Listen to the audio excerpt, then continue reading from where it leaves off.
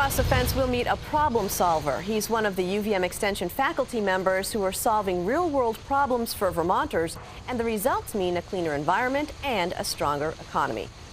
Good afternoon, and thanks for joining us. I'm Judy Simpson. Vermont's microbrew industry is booming, and UVM Extension is one of the reasons behind the boom. For the past several years, Extension's research and trials have helped farmers with growing hops, and now Extension's expertise is helping with the hop harvest. Across the Fence's Rebecca Gollin has the story. You dry hop a beer and you get these wonderful aromas out of it. And Nick Alaria might be a little biased about his favorite beer, but it's for a good reason. Maybe it's because I grew them, but this is one of the best smelling beers I think I've ever popped open. Alaria owns Yellow Dog Hopyard in Cabot, where he's been growing hops for the past 3 years. This year, for the first time, he sold them for commercial use. Just kind of started it on a whim. I was getting into home brewing and I heard hops could grow really well up here, and saw some people, snooping around online, saw that they were growing hops up here and having fun with it, so I decided to give it a try. Hops are a vigorous climbing perennial that grow like a vine, up ropes or poles. Each strand is called a bine and can grow over 25 feet tall. The cone-like flowers that go into beer are usually an inch or two long, and there can be hundreds or even thousands on each plant. Hops were traditionally harvested by hand. Alaria and many other hops growers will tell you that can be extremely time-consuming. Well, the first year we picked by hand. I got a party of about 10 people up here, and we had a bunch of homebrew and barbecue, and we just sat on a picnic table up there and picked all weekend long, and it took a long time. If you think picking apples is a daunting task, imagine picking hops. It's just, they never seem to end, and it takes forever to get even a pound. Matt Nadeau shares the pain of being a small-scale hop farmer with Alaria. Nadeau is the owner and brewmaster at Rock Art Brewery in Morrisville. He has a small hop yard at his own home and enlists his family to help with the harvest. We just pick and pick and pick till you're just tired of it, and then we call it good. There are machines that can separate the cones from the bines, but they're expensive and mostly used by large commercial hops growers in the Pacific Northwest. For small-scale growers like Alaria, there was simply no other choice than to harvest by hand. Until now. This new one-of-a-kind machine, developed by the University of Vermont Extension, is changing that. We're seeing a much greater demand for locally grown hops to support a booming microbrew and craft brew industry in Vermont and in New England in general. Chris Callahan is an agricultural engineer with UVM Extension. He oversaw the construction of a mechanical hops harvester that saves farmers time and money. It's also portable, which allows it to be a shared resource for this fledgling industry. The hops harvester takes complete bines, which are cut down in the hop yard, and we hook it up to a feed at the machine, and the feed draws the bine with leaves and cones on it through the machine, where the leaves and the cones are stripped off of the main central bine. The leaves and cones are then separated on a set of inclined belts we call dribble belts. The cones roll downhill on these inclined belts. The leaves generally stick to the belt and get pulled uphill, and so we're separating as well as stripping the plant. Callahan and his team spent the harvest season traveling around the state, helping farmers with their crops. Tell me about the day that came with the harvester. Oh, it was awesome. That was Labor Day. He came out to our farm. My father and I had cut all the plants off of the trellis the day before. We brought them into the barn. Chris came the next morning, pulled right up to the barn, and we just started firing bines through the machine, and hop cones were flying off every direction. It was quite a sight to behold. What if they hadn't come? I probably would be insane right now, and I probably wouldn't be done picking hops either. Callahan is still refining the design, which is available for download online. Anyone who wants to can build their own harvester and offer feedback for improvements. It is still a very labor-intensive process. we've taken it from something that takes an hour per bine to something that takes a minute or less per bine. Back at Rock Art, Matt Nadeau is talking about his most recent Vermont Hop Harvest beer. He's been making it for the past 6 years, working closely with local farmers so he can time the brewing for when the hops are ready. This last Vermont hop harvest we did came out really well. It was a nice mix of some Cascade hops, got some Chinook, there was some Brewer's Gold, which was kind of unique. And you're getting those hops as fresh as can be, and they just have a really nice bright spark and flavor and aroma. They just pop out of the glass, and it does make a big difference, you know. Another big difference is that local growers will drop their hops off at the brewery. That's a change from how Nadeau usually gets them. Most all the hops for the commercial end of it, all the hops really for that matter, have all been ordered from either Pacific Northwest or from over in Europe. You know, I place an order with a wholesaler, and it'll come to me all packaged up. It comes, very neat blocks, very usable. And you kind of get a disconnect, to the amount of labor and everything that took, and the volume of hops, the sheer volume it takes to fill up even an 11-pound box of hops. So it was really fun to go to Nick's. You're seeing, this very large yard, and these long rows of hop vines growing up through, laden with the hops. So it was kind of fun to see that. For now, he's getting just enough hops from local growers for one batch of Vermont Hop Harvest a year. Nadeau is looking forward to a time when he'll be able to make the beer year-round.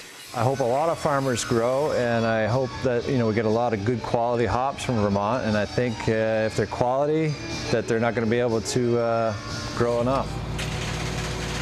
With help from UVM Extension's mobile hops harvester, this growing industry in Vermont is establishing strong roots. In Alburgh, I'm Rebecca Gollin with Across the Fence. One of the people who observed the Hop Harvester project with interest was Dan Lerner. Dan is the Associate Dean of UVM Extension and the Director for Faculty and Programs. Nice to have you with us. Thank you. Nice to be here.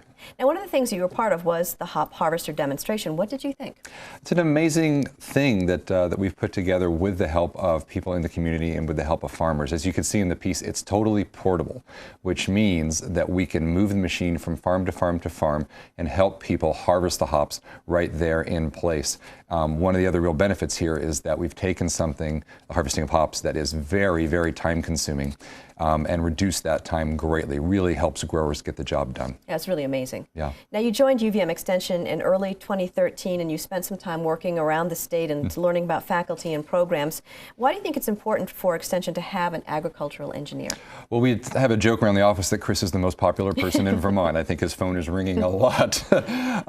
Chris and ag engineering are really important because in Vermont, the whole food system is really doing so well right now, but there's a lot of small-scale producers, there's a lot of entrepreneurial activity, and people need an engineer who can help them assess the unique problems to their operation and develop solutions that are workable and scalable to their operation. And having an engineer like Chris is really, really valuable for that. Are there other projects that Chris is working on? Yeah, absolutely. He's a busy guy, as I mentioned. Chris has developed a series of workshops on cold storage that he's been doing around the state of Vermont.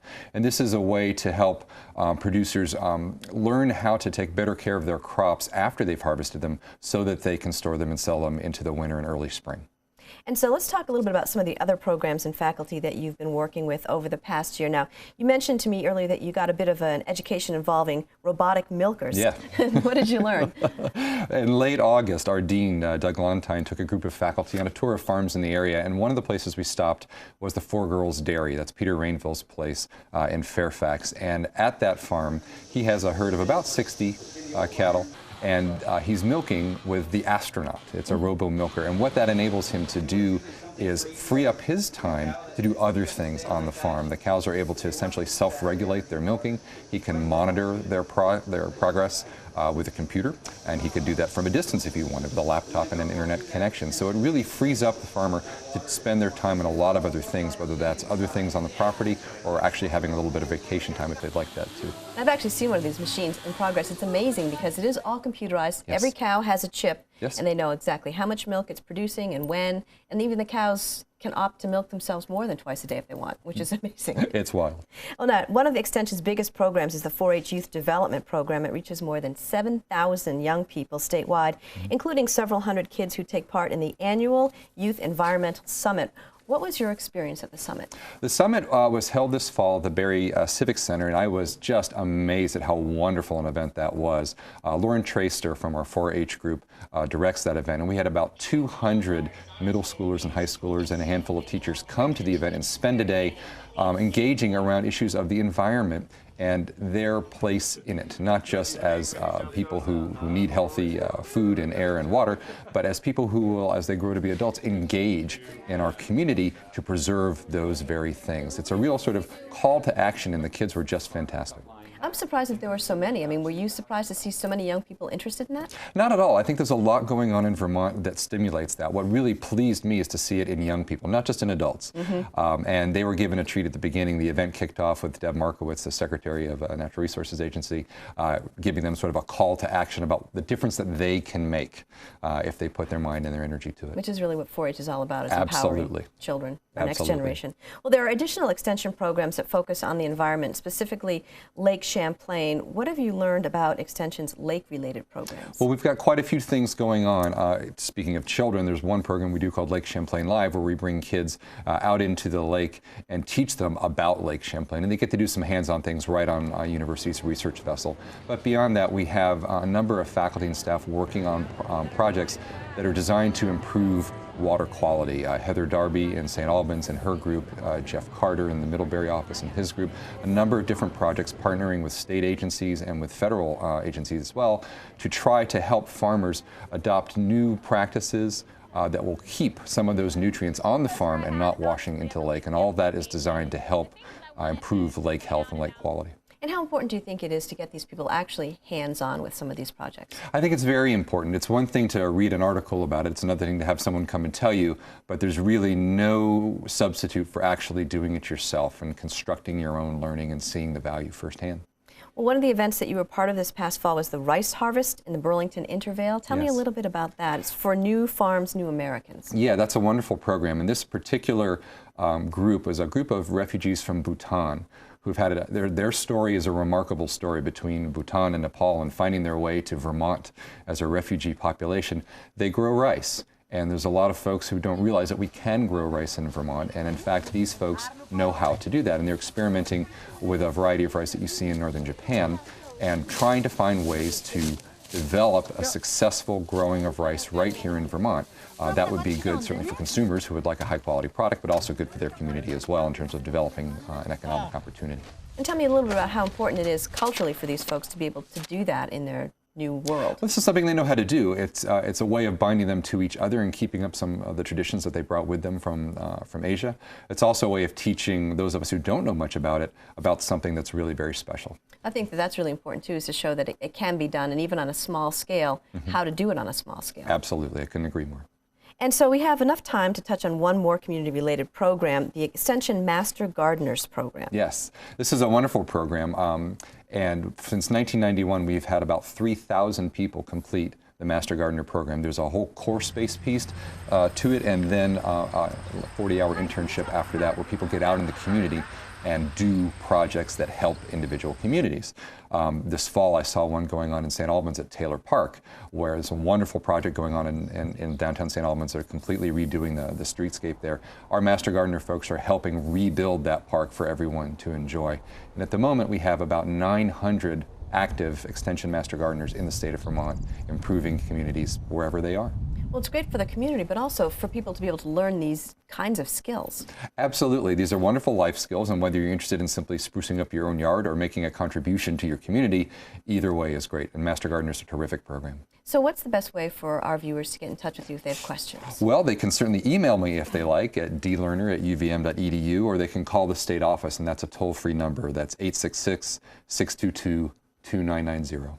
And so you've been involved in a lot of projects in your first year. It's quite the whirlwind. It's been wonderful. I've taken many laps of the state, and it's been really terrific. I'm very impressed with the people I work with.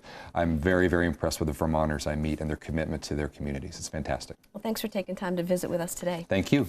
That's our program for today. I'm Judy Simpson. We'll see you again next time on Across the Fence.